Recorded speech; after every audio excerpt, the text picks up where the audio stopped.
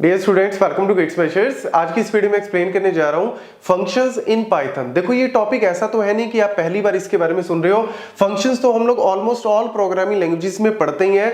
Functions का basic concept क्या कहता है? It help to organise the code into logical blocks so that we can perform the specific task. Basically function का advantage यहाँ पे सबसे बड़ा क्या है कि जैसे हम जो है वो कोड लिखते हैं, कोड के अंदर अगर मुझे मॉड्यूलैरिटी लानी, मुझे मॉड्यूल्स में कोड को लिखना है, मतलब प्रॉपर एक ऑर्गेनाइज वे से कोड को लिखना है ताकि इजी जो है वो डीबगिंग हो सके, इजी टेस्टिंग हो सके, तो हम लोग जो है वो फंक्शंस का यूज करते हैं। और इसकी सबसे बड़ी एडवांटेज जो है वो क्या है? रीयूजेबिलिटी। जैसे कोई पर्टिकुलर स्निपेट है, कोई पर्टिकुलर कोड है, उस कोड को हम लोग एक फंक्शन में, मतलब एक पूरे प्रोग्राम में बार बार यूज कर रहे हैं, तो आप बेटर क्या करो, उस पर्टिकुलर कोड को फंक्शन के अंदर लिख दो और फंक्शन को कॉल करते रहो बार बार। तो उससे होगा क्या? एक तो आपकी लाइन ऑफ कोड भी कम हो जाएगा, एक प्रॉपर ऑर्गेनाइज वे से कोड होगा और साथ ही साथ जो है वो रीयूज होता रहेगा वो पर्टिकुलर कोड। तो ये बड़ी मेन एडवांटेज है। बाकी जैसे एब्स्ट्रैक्शन के पॉइंट ऑफ व्यू से भी हम लोग यूज करते हैं। जैसे मुझे कोई पर्टिकुलर फार्मूलाज है,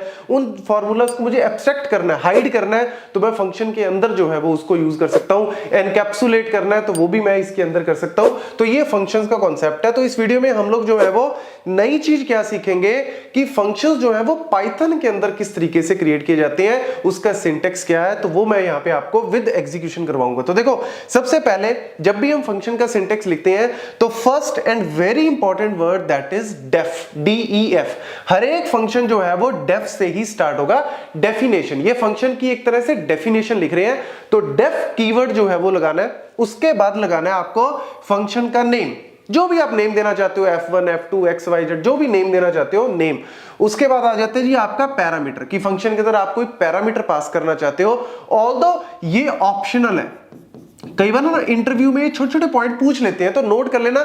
जैसे डेफ कीवर्ड है, ये तो लगाना कंपलसरी है। उसके बाद फंक्शन का नेम ऑब्वियसली देना ही पड़ेगा, लेकिन ये जो पैरामीटर है ये क्या है? आपका ऑप्शनल, चाहे आप दो चाहे ना दो, ये डिपेंड करता है कि आपके प्रोग्राम में क्या है। उसके बाद आ जाता है जी आपका कॉलन, ये मैंडेटरी है कॉलन लगाना। कॉलन एक तरह से क्या है कि जो फंक्शन का हेडर है ना, ये जो हेडिंग है ये यहाँ पे खत्म हो रही है, इसका मतलब ये है। उसके बाद जैसे ही आप एंटर करते हो, मतलब जैसे ही आप ये प्रोग्राम लिखते हो, कोई एंटर करते हो, तो साथ ही साथ यहाँ पे इंडेंटेशन स्टार्ट हो जाता है। इंडेंटेशन का मतलब क्या है? एक तरह से स्पेस स्टार्ट हो जाता है, क्योंकि यहाँ पे करली ब्रेसिस वाला तो कॉन्सेप्ट है नहीं। जैसे सी में हम करली ब्रेसिस के अंदर लिखते हैं तो पता लग जाता है कि ये फंक्शन की बॉडी है। यहाँ पे फंक्शन की बॉडी का कैसे पता लगेगा? इंडेंटेशन। ये जो इंडेंटेशन के अंदर सारा कोड है वो एक तरह से फंक्शन की बॉडी जो है वो कहलाता है।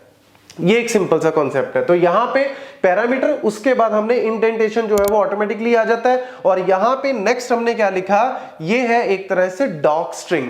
जैसे यार कमेंट्स लिखते हैं हम लोग, यहाँ पे कमेंट्स नहीं लिखते हैश लगा के, वो हो गया एक तरह से कमेंट। यहाँ पे डॉक स्ट्रिंग जो है वो एक तरह से फंक्शन की ब्रीफ डेफिनेशन बताता है कि फंक्शन है क्या, क्या काम कर रहा है। तो उसके लिए हम इस तरीके से ये जो डबल कोट्स है 3 बार और इस तरीके से उसको बंद कर देते हैं। तो इससे जस्ट ये पता लगता है कि ये फंक्शन एक्चुअल में कर क्या रहा है। ये एक तरह से आप कह सकते हो, ठीक है, अगर आप एक अच्छे कोडर बनना चाहते हो तो ऑब्वियसली नेक्स्ट अगर कोई बंदा इस कोड को पढ़ेगा तो उसको पता लग जाता है कि ये फंक्शन का पर्पस क्या है। तो ये डॉक स्ट्रिंग जो है वो इस तरीके से वर्क करती है। उसके बाद ये भी एक ऑप्शनल है, ये भी आप नोट कर लो, ये भी ऑप्शनल है, ऐसा नहीं कि मैंडेटरी है, लगानी है। देन उसके बाद आ जाता है फंक्शन की बॉडी, मतलब जो भी आप इसके अंदर कोड लिख रहे हो वो सारी की सारी आप इस बॉडी के अंदर लिख सकते हो। और फाइनली आ जाता है रिटर्न। फंक्शन के अंदर हम हमेशा कहते हैं ना रिटर्न वैल्यू, तो ये कुछ ना कुछ वैल्यू जो है वो रिटर्न करता है। बट अगेन अगर आपसे पूछ ले कि every function must have a return, तो ये भी क्या है? गलत है जी, क्योंकि ये भी एक ऑप्शनल है। डिपेंड करता है आप किस तरीके का फंक्शन जो है वो लिख रहे हो। जैसे मैं एक सिंपल सा आपको बताता हूं। जैसे फॉर एग्जांपल मैंने लिखा डेफ, एक फंक्शन बनाया F1, एक फंक्शन बनाया मैंने F1, ठीक है। डेफ F1 नाम का एक फंक्शन जो है वो मैं क्रिएट कर रहा हूं और उसके अंदर मैंने जो है वो क्या लिख दिया? प्रिंट कर दिया, लेट्स से हेलो। यहां पे मैंने क्या कर दिया? प्रिंट कर दिया हेलो, ठीक है।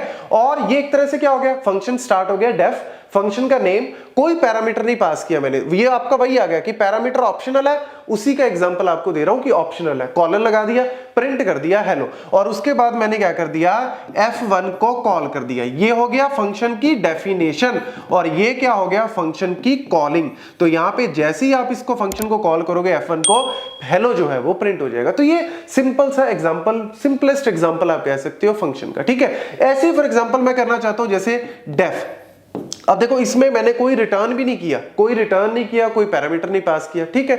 ऐसी फॉर एग्जांपल आप एक और ना करना चाहते हो डेफ f2 नाम का, और उसमें आपने लेट्स सपोज एक पैरामीटर जो है वो पास कर दिया, जैसे फॉर एग्जांपल नेम नाम का एक पैरामीटर पास कर दिया, कॉलन लगा दिया। उसके बाद आप क्या कर रहे हो, उसके बाद आप क्या कर रहे हो, प्रिंट कर रहे हो लेट्स सपोज नेम, नेम जो है वो आप प्रिंट कर रहे हो, नेम को आपने जो है वो प्रिंट करा दिया, और ये होगी फंक्शन की डेफिनेशन, ठीक है। उसके बाद आप फंक्शन को कॉल कर रहे हो, तो f2 को कॉल कर रहे हो, f2 को कॉल करते टाइम मैंने क्या कर दिया, वैल्यू जो है वो पास कर दी, एक वैल्यू जो है वो पास कर दी। तो एक तरह से जब मैं इस फंक्शन को कॉल करूंगा, f2 को कॉल करूंगा, तो f2 को कॉल होगा, तो एक तरह से f2 इस तरीके से कंट्रोल जो है वो यहां पे जाएगा, कंट्रोल यहां पे जाएगा नेम। अब नेम क्या है, एक पैरामीटर है, इसके अंदर वैल्यू कहां से आएगी, जो मैंने फंक्शन कॉलिंग में वैल्यू डाली है, तो ये वरुण एक तरह से नेम के अंदर आ जाएगी। तो मेमोरी में आप कह सकते हो एक वेरिएबल जो है वो नेम नाम का डिफाइन हो जाएगा, और उसमें वैल्यू जो है वो वरुण असाइन हो जाएगी। और उसके बाद हमने क्या किया, प्रिंट कर दिया नेम को, मतलब प्रिंट कर दिया वरुण को, तो वरुण जो है वो प्रिंट हो जाएगा। तो यहाँ पे एक सिंपल सा आप कह सकते हो कि रिटर्न नहीं कर रहा लेकिन पैरामीटर पास कर रहा हूं, यहाँ पे कुछ भी नहीं कर रहा। तो ये सिंपलेस्ट एग्जांपल है कि हम फंक्शंस को किस तरीके से क्रिएट करते हैं और कैसे उनको बनाते हैं, ठीक है। तो ये सारी की सारी कहानी, ऑप्शनल क्या है, क्या मैंडेटरी है, वो सारी मैंने आपको बता दी। एक और छोटा सा एग्जांपल कर सकते हैं, जैसे फॉर एग्जांपल मैंने यहाँ पे लिखा हुआ है स्क्वायर ऑफ अ नंबर, तो मैंने क्या किया, डेफिनेशन स्क्वायर, और यहां पे एक पैरामीटर पास कर दिया x नाम का, ठीक है, एक x नाम का पैरामीटर पास कर दिया। यहां पे मैंने डॉक स्ट्रिंग लिख दी, this function takes a number as input and return its square, और उसके बाद मैंने यहां क्या कर दिया, रिटर्न कर दिया x स्टार स्टार 2, मतलब इसका जो है वो मल्टीप्लाई बाय इसका स्क्वायर निकालेगा 2, ठीक है। तो यहां पे x ये आ गई फंक्शन की, अब मैंने यहां पे कॉलिंग कर रहा हूं। तो कॉलिंग करते टाइम सबसे पहले मैं क्या चाहता हूं, यूजर से लेना चाहता हूं। अगर आप यूजर से नहीं लेना चाहते तो आप डायरेक्ट वैल्यू पास कर सकते हो, लेकिन अगर आप यूजर से लेना चाहते हो वैल्यू, तो आपको ऑलरेडी मैं करवा चुका हूं इनपुट किया, एंटर अ नंबर जो है, और उसको मैंने, क्योंकि बाय डिफॉल्ट जो है वो इनपुट रिटर्न करता है स्ट्रिंग टाइप ऑफ वैल्यू, तो उसको कन्वर्ट करना जरूरी है। तो टाइप कास्ट कर लो, चाहे इंट में चाहे फ्लोट में। नहीं करते हो तो वो स्क्वायर नहीं कर पाएगा, क्योंकि स्ट्रिंग का स्क्वायर नहीं होता, नंबर का ही स्क्वायर होता है। तो ये फ्लोट जो है वो एक तरह से टाइप कास्ट कर देगा, और उसके बाद वो वैल्यू x में आ जाएगी।